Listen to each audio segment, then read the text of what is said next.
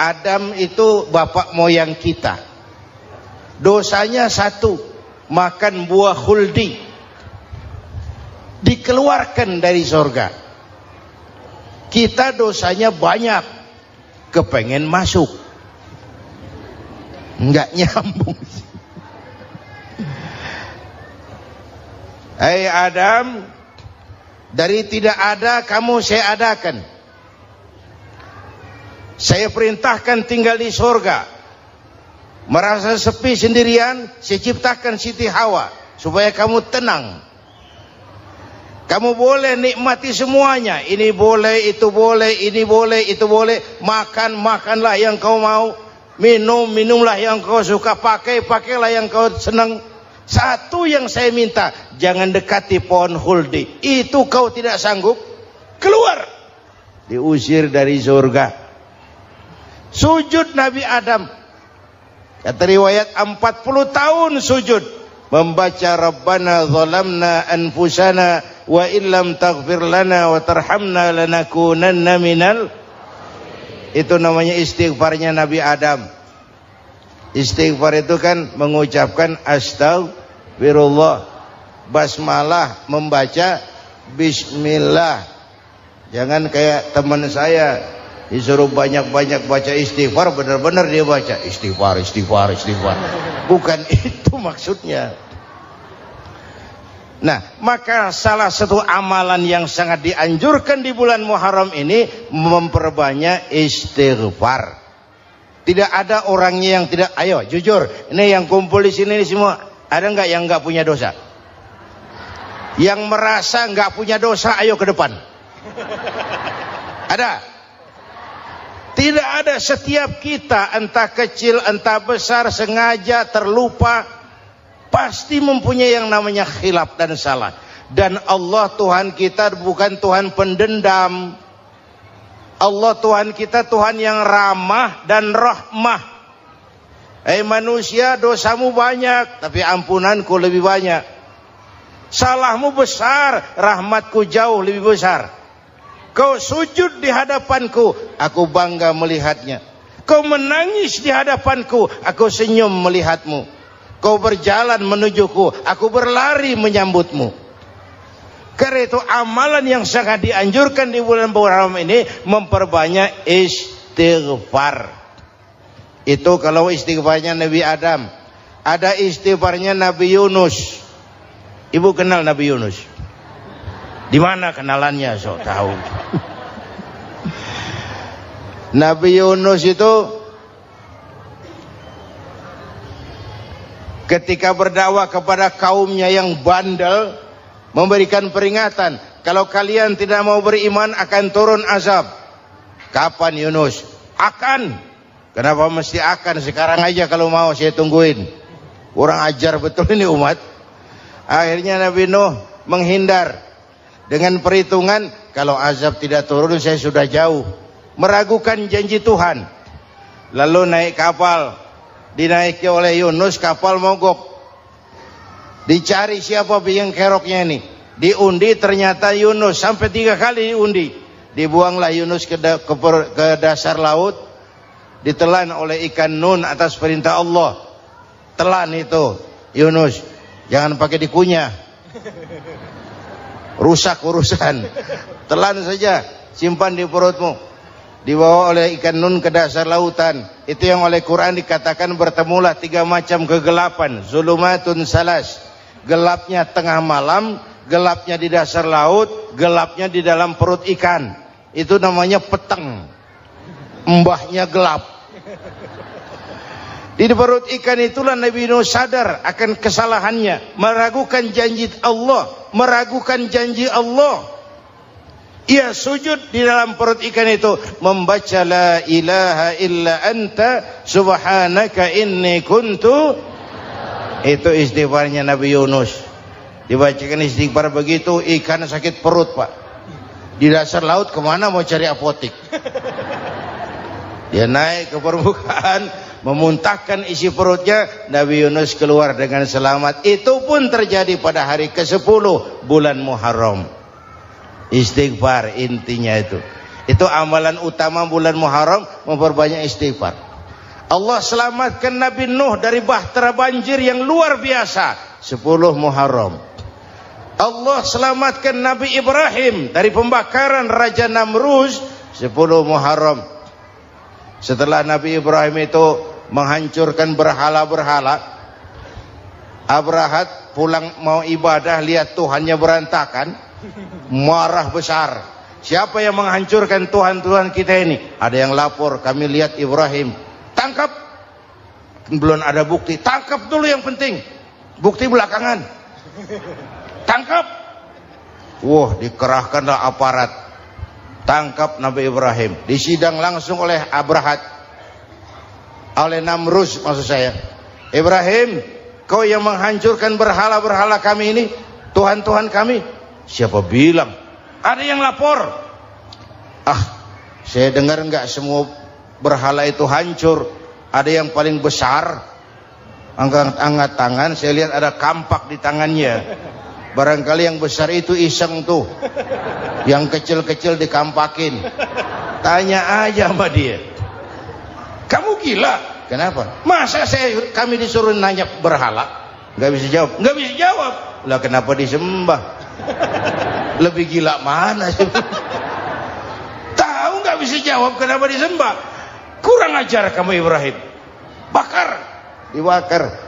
Ketika Ibrahim dilempar ke kobaran api yang menggunung, Allah perintah api, ya naru kuni bardan wa salaman ala Ibrahim. Hai api, dinginlah sampean. Api Madura waktu itu, Pak. Hai api, dinginlah sampean, selamatkan Ibrahim. Api tunduk kepada perintah Allah. Ibrahim masuk ke kobaran api, selembar rambut pun tidak terbakar. Kenapa? Apinya tunduk kepada perintah Allah. Kenapa? Karena Ibrahim orang yang takut kepada Allah. Api tunduk kepada perintah Allah. Kalau kita baca ayat itu, masuk ke api, mateng. Sudah hadirin yang saya muliakan, oleh karena itu selamatnya Ibrahim dari pembakaran Raja Namruz itu pun pada 10 Muharram, Yaumul Asyura, hari ke-10 dari bulan Muharram. Imedia.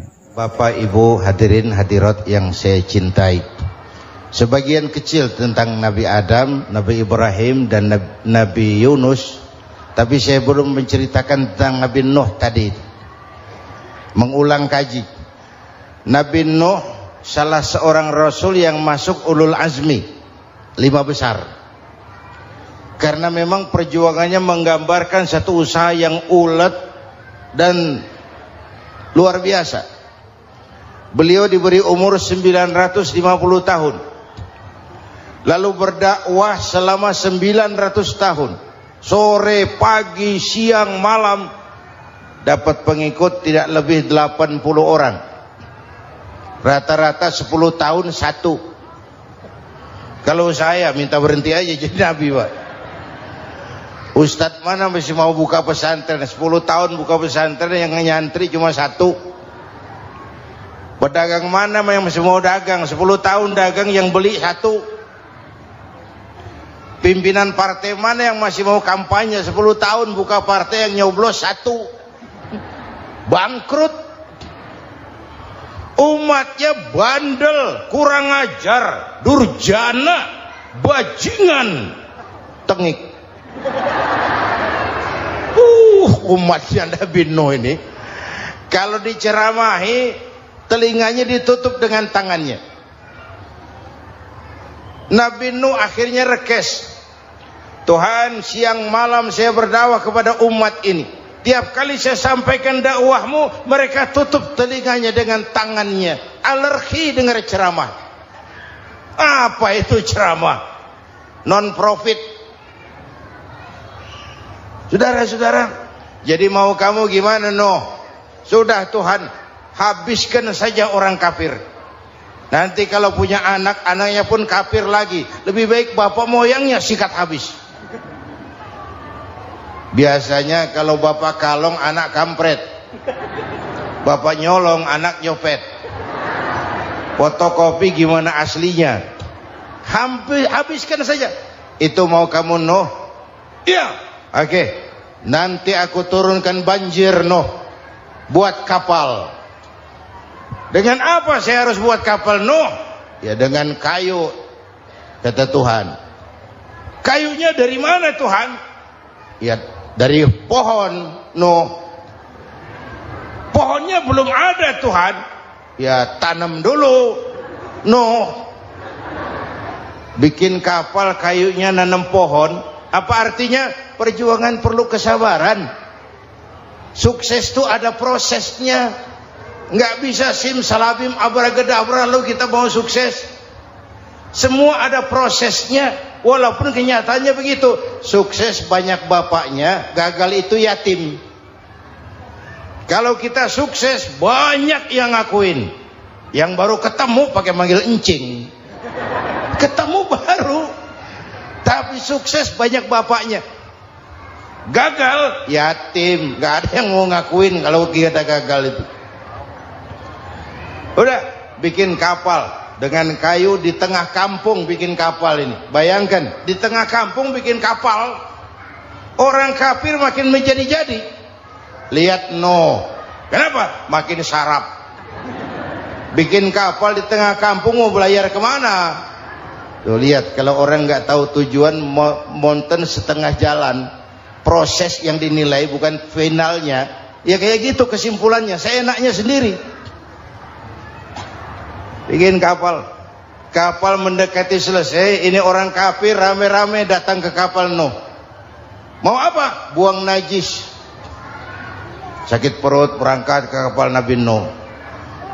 Nongkrong. Dapat 2-3 tumpuk pulang. Lantai kapal dengan najis manusia. Inilah perjuangan. Bukan jalan raya lurus bertabur bunga di kanan kirinya. Banyak ondak dan duri, fitnah, caci maki, antipat, segala macam. Nuh. Ada orang tua dasar kafir, kurang ajar, sudah stroke berangkat juga ke kapal Nuh. Mau buang najis, pincang-pincang digotong orang. Selesai buang najis, dia bangun mau pulang, pegangan tiang kapal terpeleset, jatuh di atas tumpukan najis. Terjadi keajaiban, yang struknya sembuh, lumpuhnya hilang, berangkat digotong-gotong pulang, jalan gagah sekali. Tapi orang kampungnya heran, ente sudah sembuh? Sudah. Berobat di mana? Kok begitu paten? Di kapal Nuh. Masih banyak.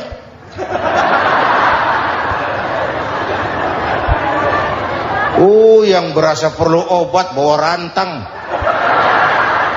Ambil bersih lagi geladak kapal itu. Sudah selesai Nuh? Selesai. Oke, kau orang yang beriman bersamamu, binatang serba sepasang, naik Nabi Nuh, naik orang beriman, naik binatang serba sepasang. Ini cikal bakal penyelamatan manusia, Pak. Naiklah orang beriman, sudah naik semua, Nabi Nuh kontrol. Ini contoh buat kita, kontrol. Sudah naik semua teman-teman, sudah. Pemimpin yang baik bukan cuma terima laporan di belakang meja. Laporan itu yang mana juga bagus. Sama juga kampanye yang mana juga merdu. Kalau aja yang dihitung. Pernah ada calon bupati kampanye janji, kalau saya berhasil kita akan banyak bangun jembatan di daerah kita. Rakyat tanya, Pak, nggak ada sungai di kampung kita, Pak. Dia bilang, sungainya kita bangun sekalian. Udah kadung janji. Mana pula orang mau bangun sungai ini? Saudara-saudara, kontrol. Jangan cuma tunggu laporan di belakang meja. Semua laporan bagus. Ya Bu? Bu?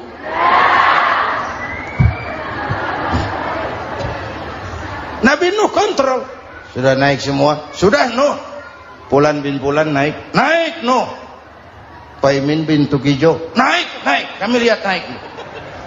Ada orang Jawa juga Kiai? Ada. Sudah kontrol, Kan'an anak saya ikut nggak naik kapal? Kami tidak lihat itu no. Kan'an. Ini potret. Bapaknya aktif ke masjid, ibunya rajin ke majelis taklim, anaknya keleleran kemana-mana. Bukan di sini, di Prancis. Udah di sini insya Allah sama.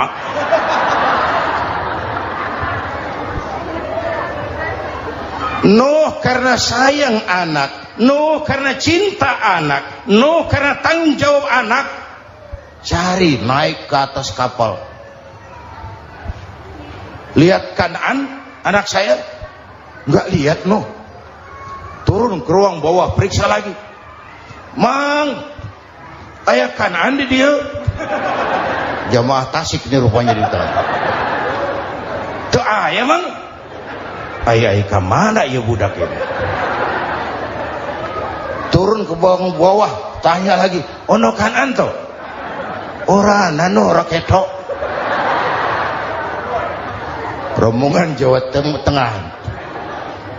Naik ke atas buritan. Dari buritan kelihatan ternyata Kan'an tidak ikut naik kapal, kumpul di darat bersama orang kafir. Ini potret kita sekarang.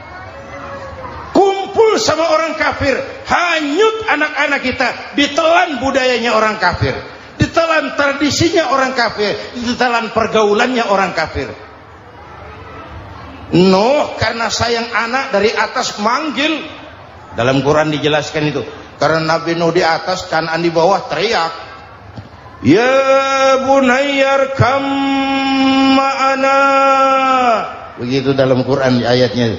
Cuma ini pakai gaya memanggil supaya kelihatan ke gambar, kira-kira Nuh manggilnya begitu. Ini namanya gaya dakwah, Pak. Kalau ceritanya datar nggak menarik. Maka Nuh memanggil Kan'an, ya bunayyar kam ma'ana. Kata yang dengar, ini gaya orang manggil. Ya bunayyar kam ma'ana. Kan'an, kesini nak, naik kapal sama papi. Kata Kan'an di bawah itu, enggak mau papi, John di sini saja. Kata Nuh, jangan nak, Allah sedang murka, akan turun banjir. Kalau datang banjir papi, sa'awi ila jabalin ya'simuni minal ma', saya akan naik ke gunung tinggi yang bisa menyelamatkan saya dari banjir. Kan'an naik ke gunung, gunung dihantam banjir, Kan'an mati sampai sekarang. Yang kelima, Nabi Musa, kisah Muharramnya ini. Lahir dalam kondisi yang sulit karena Fir'aun mimpi akan lahir seorang anak dari keturunan Bani Israel yang akan menghancurkan kerajaannya. Kata Fir'aun, sudah lahir belum anaknya? Belum. Kalau gitu mulai malam ini laki-laki dilarang bergaul sama istrinya. Semua perempuan hamil di bawah pengawasan negara. Mulai hari ini kalau lahir anak laki-laki terutama Bani Israel, penggal. Satpol PP disiapkan. Udah ada kayaknya. Ada. Patroli. Bayangkan, Fir'aun itu bikin undang-undang seenaknya sendiri. Apalagi merasa kekuasaannya dalam ancaman. Penguasa manapun kalau merasa dalam ancaman, panik. Padahal kekuasaan itu kayak harimau. Makin lama ditaiki, makin sulit turun. Kenapa? Karena macannya makin lapar. Naik terus capek, turun dimakan harimau. Serba sulit. Saudara-saudara, kalau kita mau belajar dari Pak Harto, saya melihat kekurangan Pak Harto cuma satu, terlambat berhenti.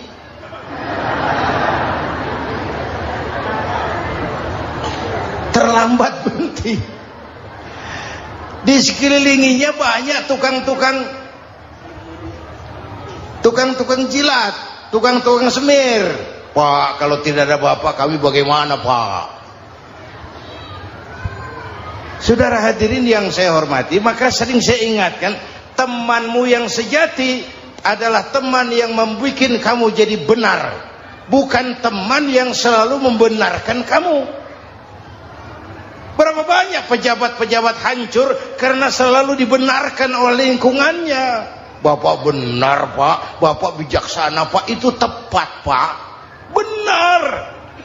Buang angin pun kata kelilingnya, oh Bapak sehat.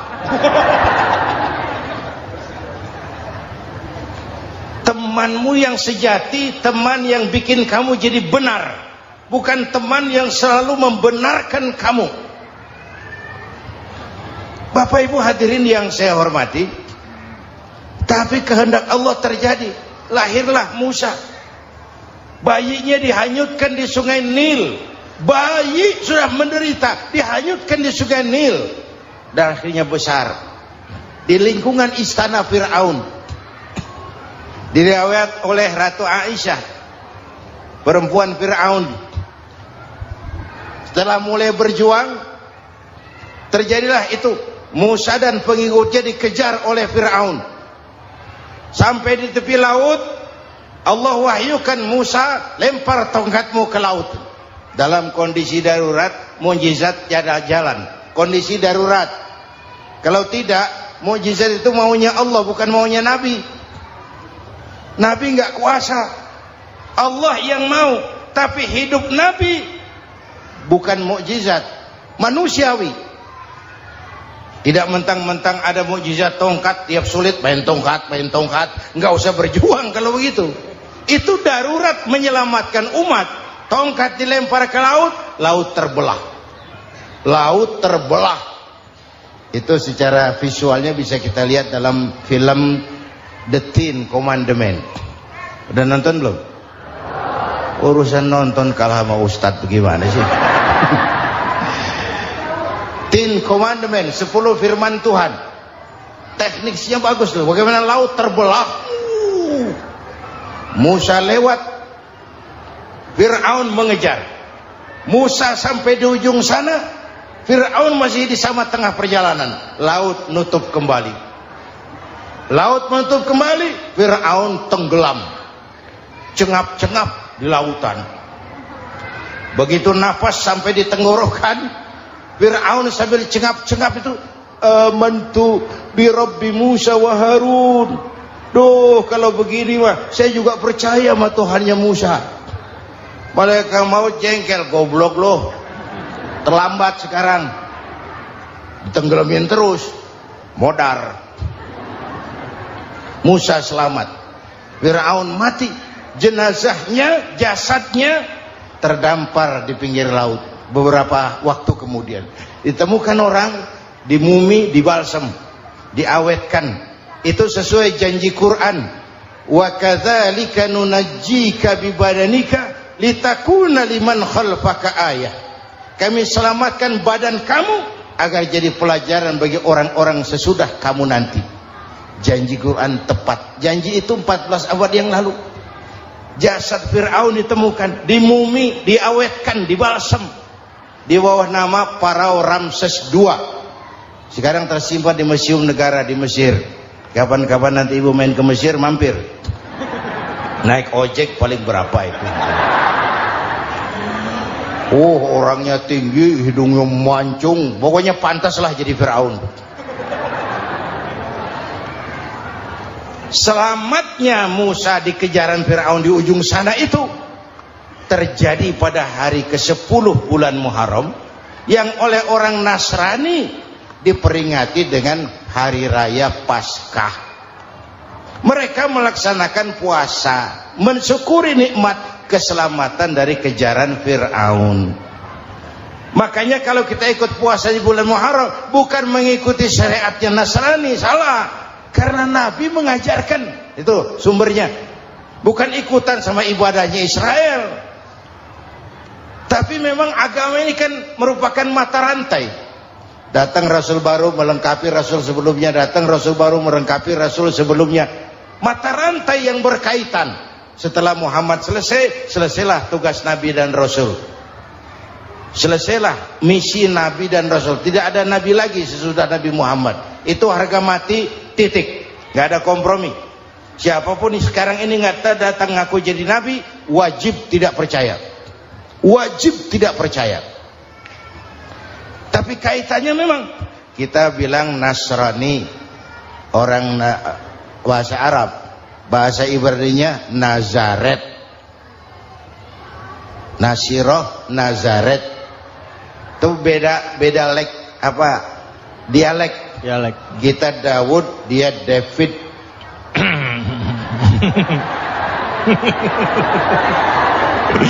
Ibrani. Kita Ali, dia Alek. Kita Sulaiman, dia Solomon. Kita Camat, dia Comot. ini yang ngomong ini comot sembarang. Imedia. Bapak dan Ibu jamaah yang saya cintai, pertanyaan pertama, hijrah qalbiyah. Ada hijrah badaniyah, hijrah fisik yang dilakukan Nabi dan sahabat dari Mekah ke Madinah. Itu hijrah badaniyah. Ada hijrah qalbiyah, hijrah hati. Dan ini yang kita perlukan sekarang. Karena refleksinya akan membias kepada alur kehidupan. Kalau hati kita mau berhijrah, fisik akan mengikuti. Hijrah dari tempat, dari malas ibadah menjadi rajin ibadah.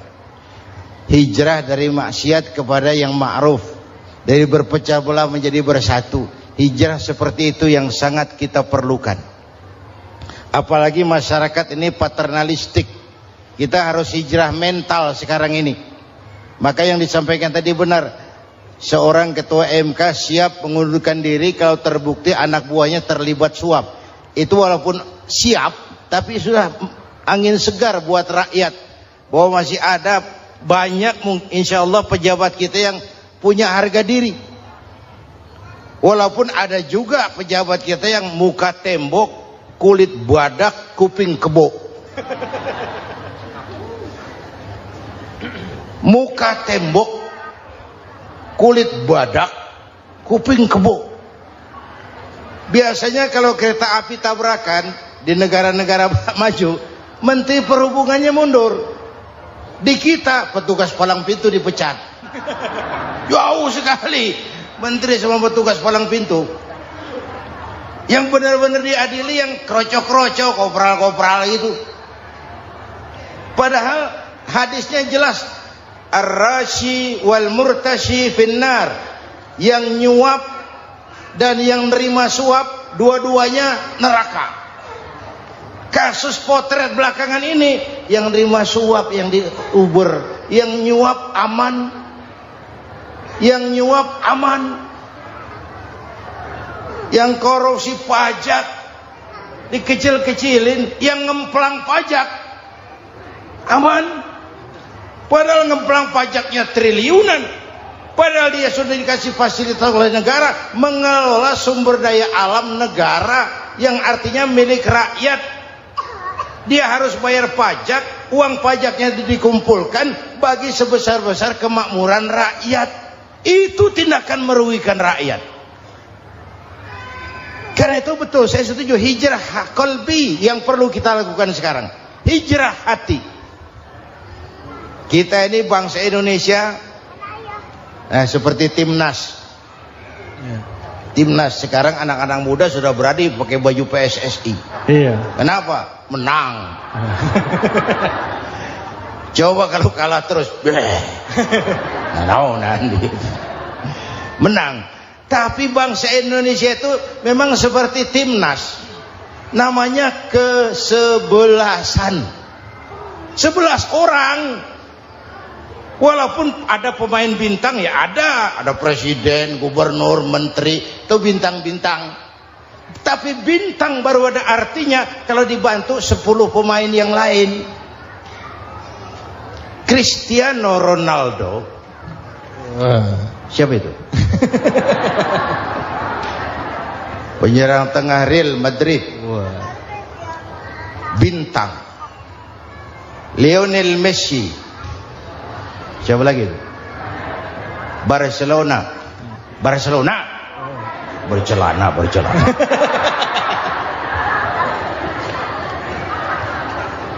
Michael Rooney, bintang Manchester United.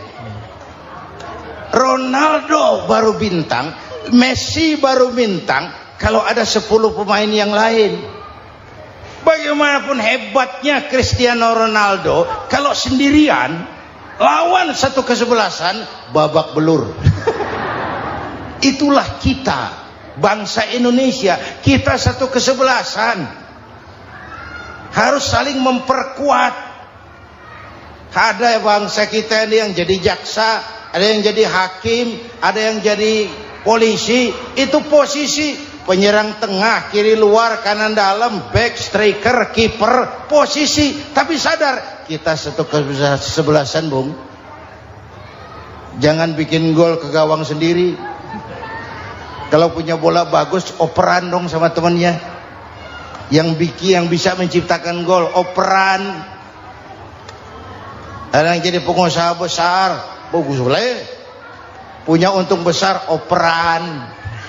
Kasih masjid, kasih pesantren, operan. Ini kesebelasan kita kalau punya bola, pelitnya setengah mati, Pak. Nggak mau ngoper. Bawa sendiri, mending bikin gol. Enggak. Kita ini satu kesebelasan. Satu sama lain harus saling memperkuat.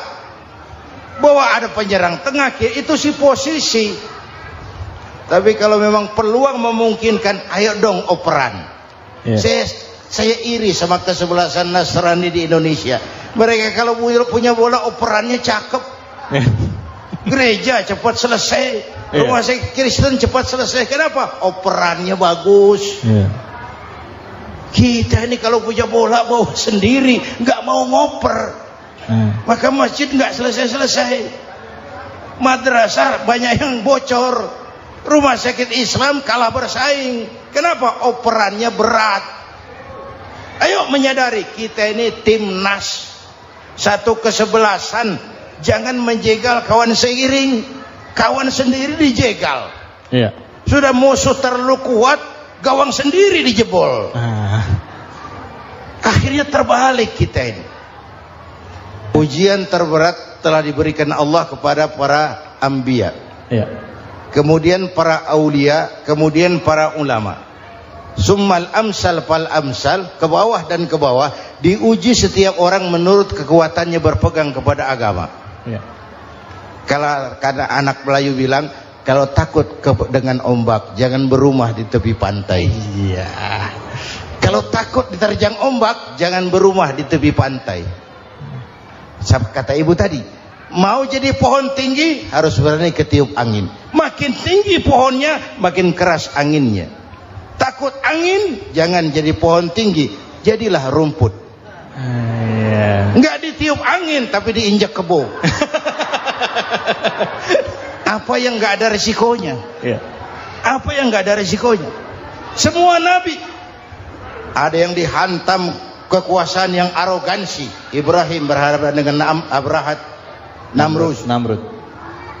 Musa berhadapan dengan Fir'aun. Ada yang diuji dengan berhadapan umat yang sangat kurang ajar.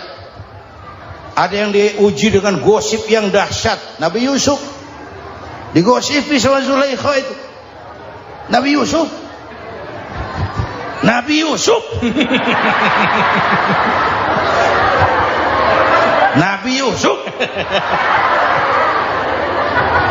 Yang namanya gosip itu kan menyebarkan keburukan orang. Kalau benar saja hukumnya ghibah. Kalau salah hukumnya fitnah. Fitnah lebih bahaya dari pembunuhan. Benarnya ghibah, salahnya fitnah.